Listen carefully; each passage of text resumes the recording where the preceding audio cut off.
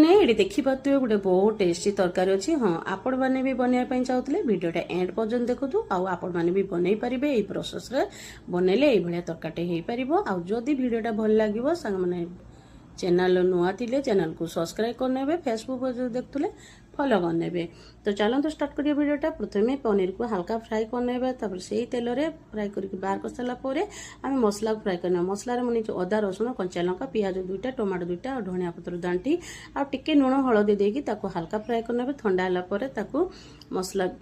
Paste बनई से गोटे चामच जीरा आड कर जेहेतु आम जीरा देनी साइड रखिकी आ गए कड़े आम तेल आड कर गोटा गरम मसला आड करवा से पेस्ट को आड करवा नाल मिर्च पाउडर धनिया पाउडर जीरा पाउडर लुण टिके दबा जेहेतु आम हल्दी देचे हल्दी टी आड करवानी आउ गरम मसला पाउडर आ पनीर करी जो मसला आसे से 2 स्पून आड करके गोटे मिनिट माने चलैकी पानी टिके देकी फुटिया छाड़देबा से मसला पानी के आड करदे तापर से जो तेल बाहर मसला से पनीर रखा आड करदे से पनीर टिके चलला आम फेस क्रीम ये 2 स्पून नहीं आप फेस क्रीम न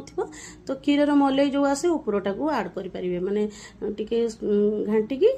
आड करेंगे से सेम टेस्ट आसो आगे पानी देके फुटापी छाड़देव गोटे मिनट पाखे जेहेतु आम बेसी पानी ये यूज करवानी आ चीनी ये आड करवा हल्का चीनी आड करेंगे जेहेतु ये मीठा हेनी टेस्ट बहुत बैलेंस रखिबो। तो हो सारापर ये धनिया पत्र आम गार्निश करदे हो मसला पनीर करी आज वीडियो जदि भल लगे लाइक करदे रही नेक्स्ट वीडियो।